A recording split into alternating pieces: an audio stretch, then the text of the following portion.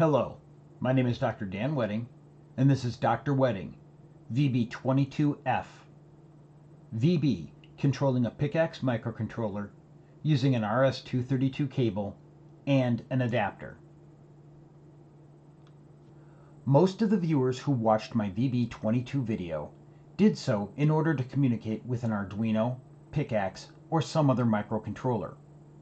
Now that I have covered the VB code, I have included these 7 bonus videos to help you get started working with the COM ports. Please review the video that matches your hardware.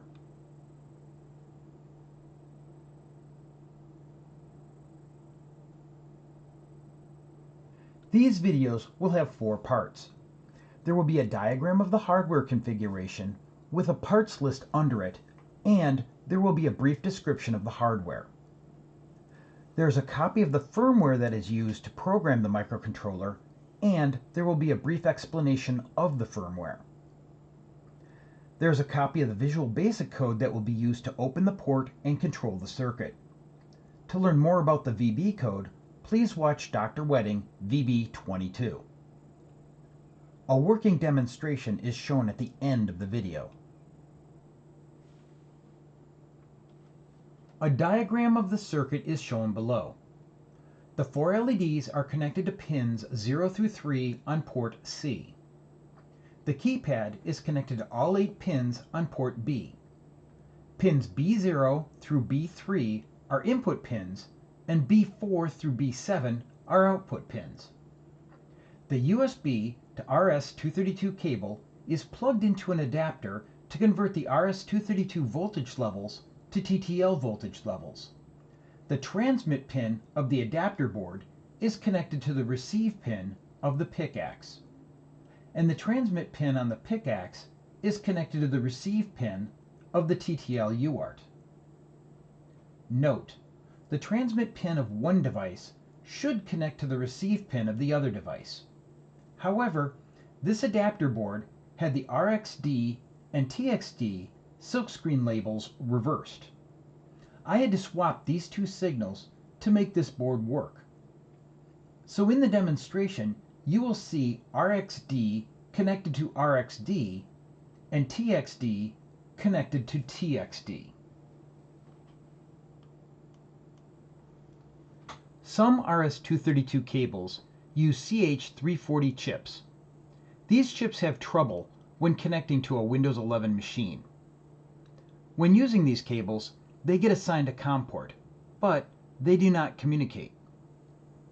If your cable is not working, go to the Device Manager and select the properties of your cable.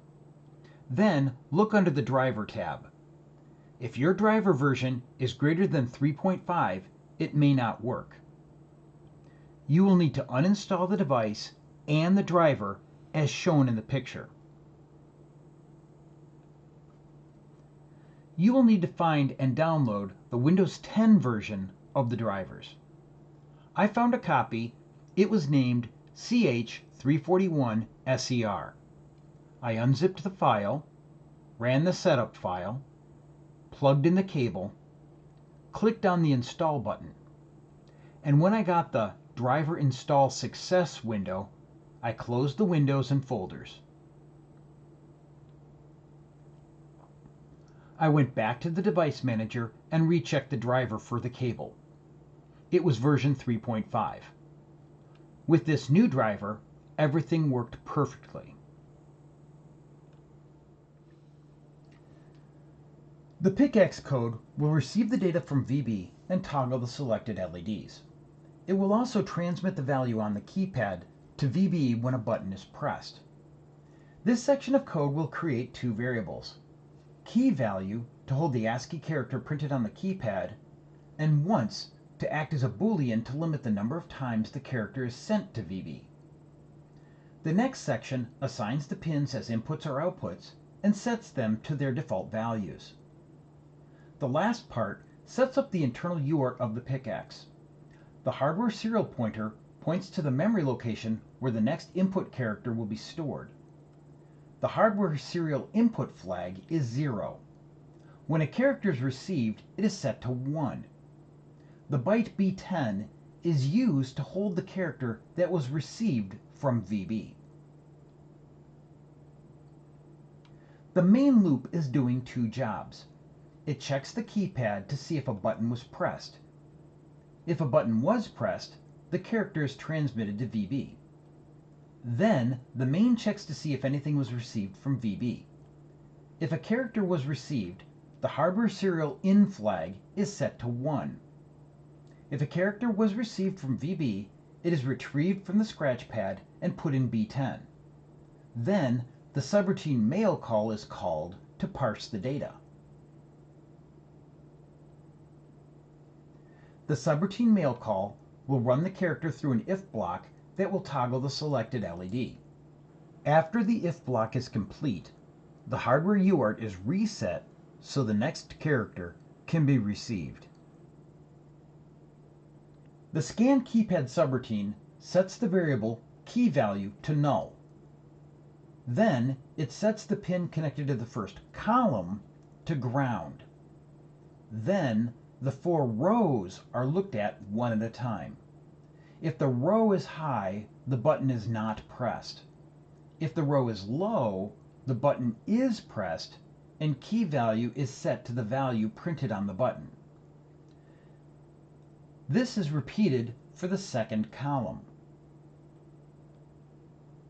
and the third column, and the fourth column. Because the microcontroller runs at 8 MHz, it will run this subroutine multiple times per second.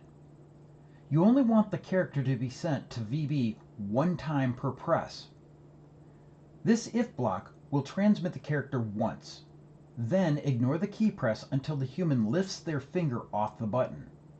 Then the if resets to send the next character. The Visual Basic code used in this demonstration is an updated version of the code found in VB22. Below is the form and the names of the objects used in the VB code. A text version of the code associated with this form is found in the description below. The form and the code were explained in DrWedding VB22.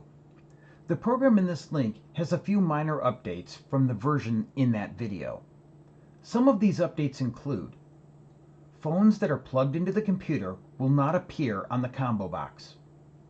A refresh button has been added, so COM ports can be added to the system while the program is running. If no COM port is found, the connect button is not visible. The if serial port 1 is open if block was moved to the top of the button connect subroutine. This allowed the program to select a new COM port while the program is running.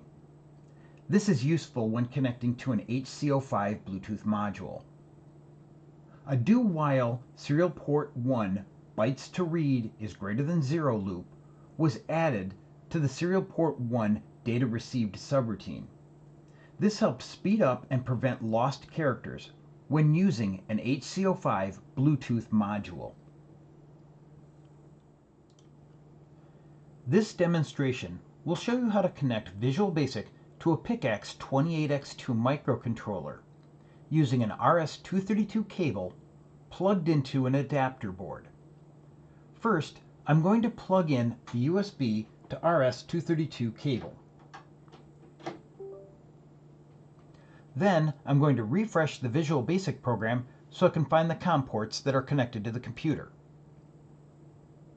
Visual Basic found the cable on COM port 14. Now I can connect to COM port 14 and control the Picaxe with my Visual Basic code. I have 4 buttons. Each one controls one LED on the board.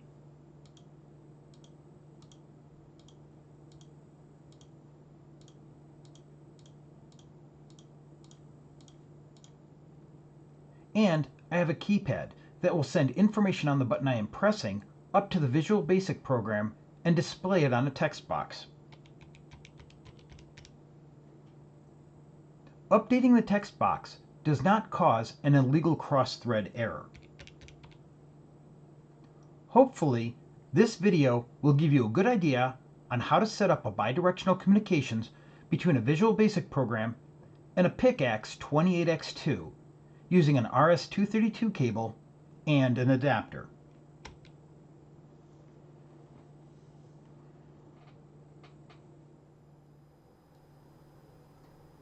If you find these videos useful, please like and subscribe. It is the only way I can continue to make these videos.